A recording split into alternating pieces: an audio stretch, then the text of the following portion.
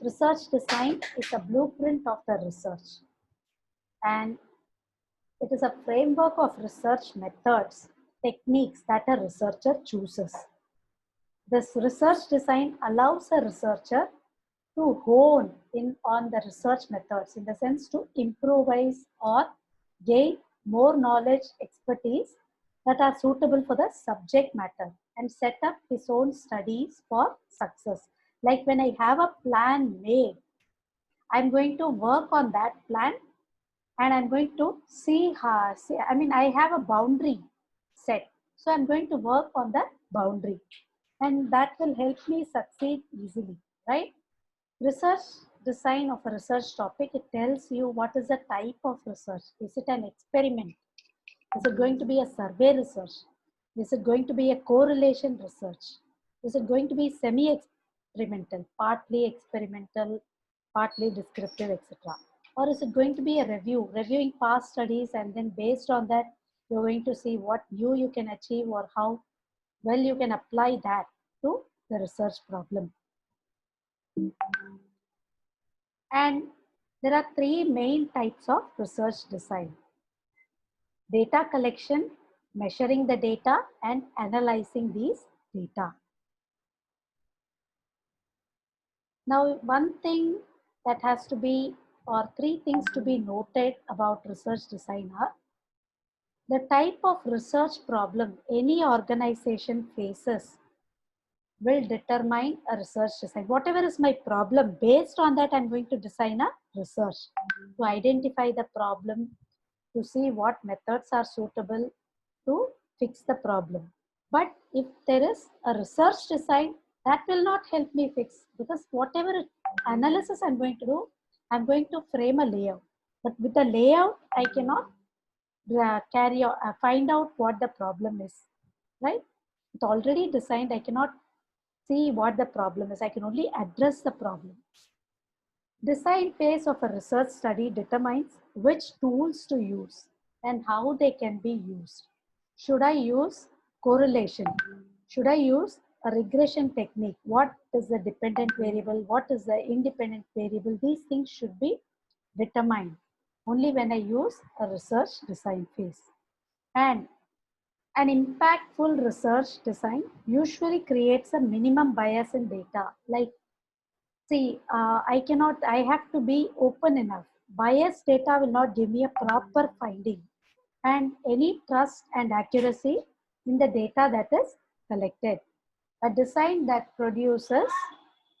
uh, produces least margin of error in experimental research is generally considered the desired outcome. Like, for example, research design step जो है, you can determine what tools I can use, right? Why is the problem caused? Can I use a cause and effect relationship? Can I try regression analysis on it? And then, or are there factors which have to be determined causing a particular phenomenon to happen, right? Any research design, as I told you, is a blueprint or a layout of how I'm going to conduct the research, what data I'm going to collect, from where I'm going to collect the data. And I won't have any bias. Like, if it requires students, I'm going to collect it only from students. I will not be collecting from passed out students, collecting their experience based on that, because I've planned my layout, what I should be doing, how I should be doing the same. That is planned and laid out in black and white, so that I have a guideline to follow. I have a blueprint on which I will have to work. So this creates minimum bias of the researcher, right? Bias of the reader or whoever is reviewing. And then trust in the accuracy of the data collected increases, because the researcher has not created it based on his bias. Therefore, the trust increases. It also provides a least margin on experimental research. Like, for example, if I have to experiment a phenomenon, it creates a least margin error, matlab the minimum possible error, because I have already prepared a guideline. I'm going to follow that and create the experiment. So whatever is my outcome, I'm going to have least margin error in that, or minimum possible error in the outcome. These are the things that you should be noting when you have a research design, or how a research design serves as a guideline. Now, what are the essential elements of a research design? You need accurate purpose of the statement. Why are you actually studying the problem, right? Why should I be doing this problem? Why am I researching on this area? This particular topic, why is it researched? Techniques to be implemented for collecting and analyzing the research data. Why should I be? What technique I should be using? Should I use primary data? Should I collect the data from primary sources? If yes, should I use interview schedule, or should I use observation method? And then how should I be analyzing the data? Is it going to be a descriptive analysis, or is it going to be a if it is going to be a descriptive analysis, is it going to be qualitative or quantitative study? Method applied for collecting the details. How will I use observation method or a field study method? And I'm also going to use the type of research methodology. We will be studying research methodology in detail, where we talk about what is the data source, what are the data collection techniques, what are the tools of analysis, and what are the ways by which I'm going to, what is my critical level of significance that I'm going to study. Everything will be studied in detail when I teach you, or when we discuss about research methodology. And any kind of probable objections for research. Why will I be, what is the scope of my research, right? And settings for the research study. What settings I'm going to do? Is it going to be a lab setting? Is it going to be in a particular area that I'm going to study? And is it going to be a particular population? If yes, why, right? All these things will be mentioned in my research design. Yeah. And what is the timeline? What is the period of study? Is it going to be for 2 months study? And how will I measure the analysis? A proper research design sets your study up for success of the research. In the sense, if I tell you I prepare a guideline, I prepare a layout and follow that, it is going to help me succeed in my research. Any successful research studies will provide you insights that are accurate and unbiased. In the sense, I will give you a finding which is very, very accurate, and there is no bias. I am not having bias in the sense influence. Any influence should be avoided. Findings are recorded as findings as they are, and without any bias of the researcher, right? And we need to create a survey that meets all the characteristics of a research design, and I will create that survey because I have a layout. So I should be finding out this. I will be adding questions of that only.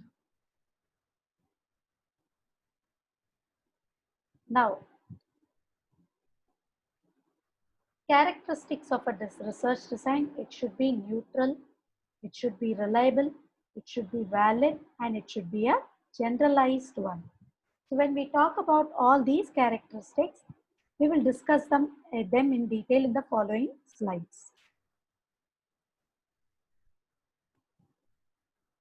Neutrality of a research design. What do you mean by neutrality of your research design?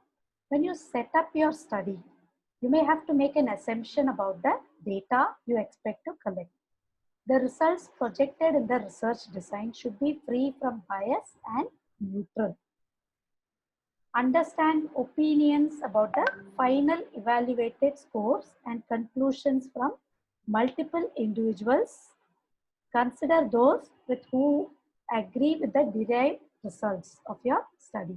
Like, for example, I have an assumption about my study. I feel the people of this area, majority of them, if there is education, minimum basic level of education, they will be able to adapt to the culture of the place. For example, if I visit an area which is a mixture of tribes and villagers, I feel a basic education could improve their quality of living, right? This is what is my assumption.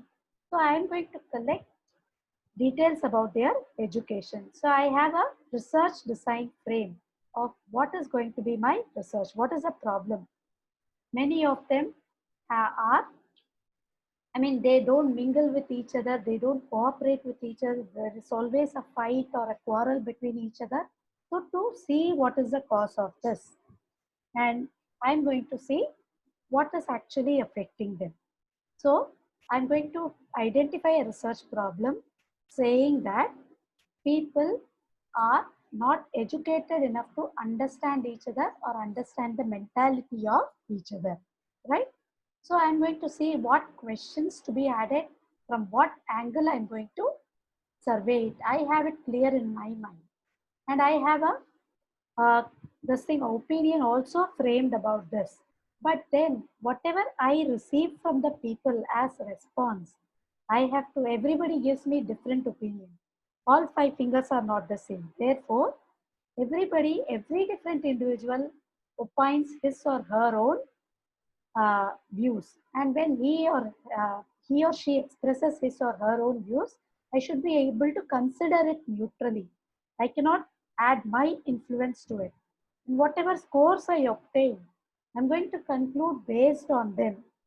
On a from multiple individuals, I'm going to conclude based on them, and majority how it works based on the derived result. It is not going to be based on my opinion, based on my bias. It is going to be evaluated neutrally without influencing the study. Reliability with regularly conducted research. The researcher gets involved, expects similar research every time. The design should indicate how to form research questions to ensure standard of results. And we'll be able to see only when we see the expected results, only when your research design is reliable. For example, I'm going to work on the reliability of research design. How reliable is my research is based on the research design that I frame. It should indicate the research questions that I actually need to ask. I should be asking that what should be asked, and I will evaluate them thoroughly before asking. And each time I research, I'm going to gain experience and expertise in that area. And I know how to frame the questions also. So this will ensure how good is the standard of my results. And this will be, and the expected results will be reached only if my research design is reliable, which is based on my expertise, experience, etc. Right. So where they work very hard and then they set a career. 25 to 45, they get a stable career, and 45 to 55, they work, save a lot of money. They are working hard from say 45 to 55, just an example in a particular this thing. Now I am going to observe their behavior, right? They in uniformly, if they are doing this, what is actually happening?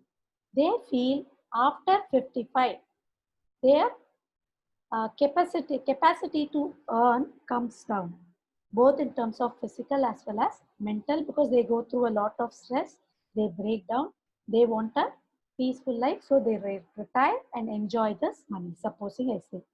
So now, when I have observed this phenomenon, right, I'm going to see, I'm going to research if it is holding good in rural areas also. Assuming I've seen this in urban area, I'm going to observe their behavior in rural area. So what I will do, I will quote. Say for example, I observed about 100 people doing this. Let me see how this happens in the rural area. So have I got a clear framework here? So what I will do, I will identify their life cycle pattern in rural area. Say I will take a remote village, say XYZ village, and I will start observing their pattern. Now I will decide, why do I want to do this? I want to study how they behave in terms of how they plan their finances, how they are able to spend their life after working, right? So now accurate purpose is stated. Techniques for collected data is going to be implemented. Is it going to be a primary source? Is it going to be a secondary source? And am I going to analyze the research, right? Using primary data. What technique I'm going to analyze using the research? Is there any correlation between their working life and retired life?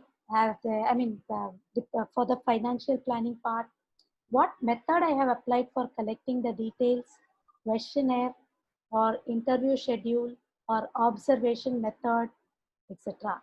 Right?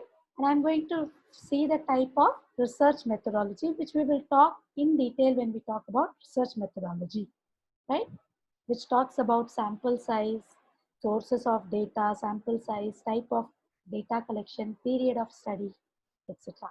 Whom you are studying, men, women, whatever, right? Probable objections for the research, right? We'll talk about this also in the coming slides. Now, settings for the research study. What setting? It is a rural setting that I have chosen. It's a remote village. Wow, and their occupation is mainly agriculture. It's an example, right? Timeline.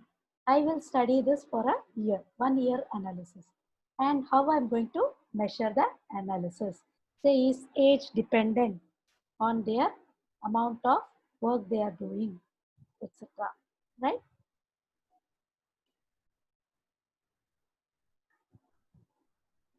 Now, this is a neutral.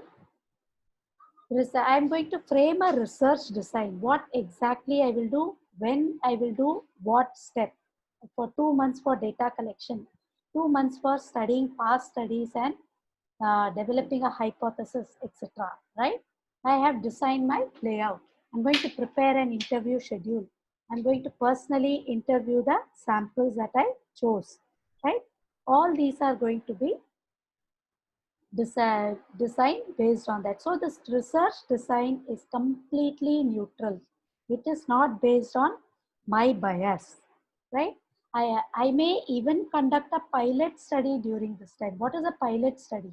When my sample size is 1,000, I may collect 100 studies and then 100 samples say data lake. I'm going to check out if it is fulfilling my questions. If there are any questions to be added, any questions to be edited, people are not willing to respond to some of the questions I ask, I will edit it. I will edit my questionnaire, interview schedule, or whatever technique I use. And it has to be reliable, right? My research design, only when the design is reliable, my study will be success. Only when the blueprint is reliable, my study is going to be successful.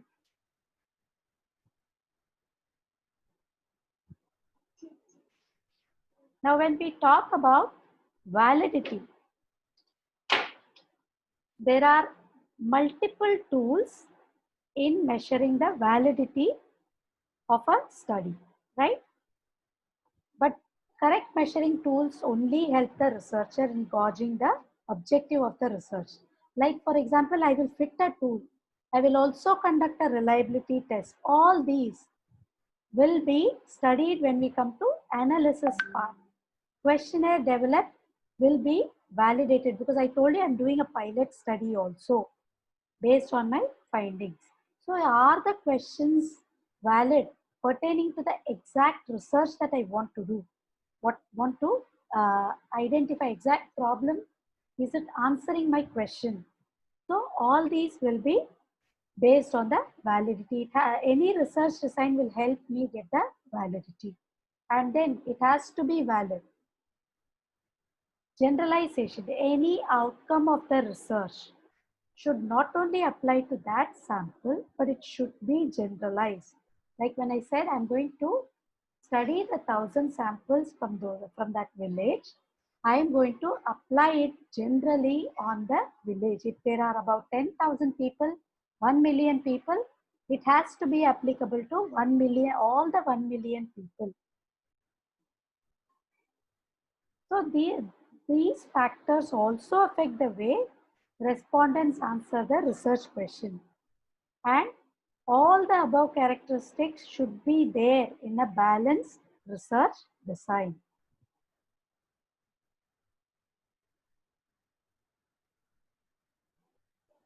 Now, a researcher actually should have a clear understanding of various types of research design that he has to select and implement for his research.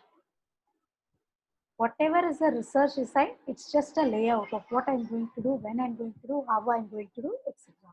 Now, when I prepare, I will get a clearer understanding of the types of research design.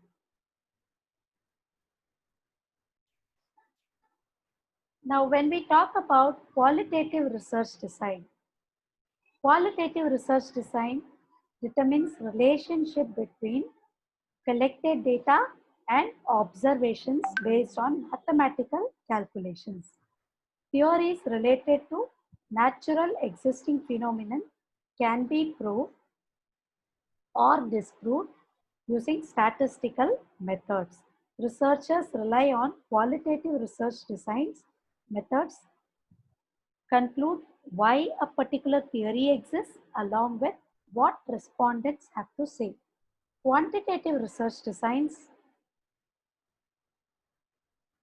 is for cases where statistical conclusions to collect actionable insights are essential.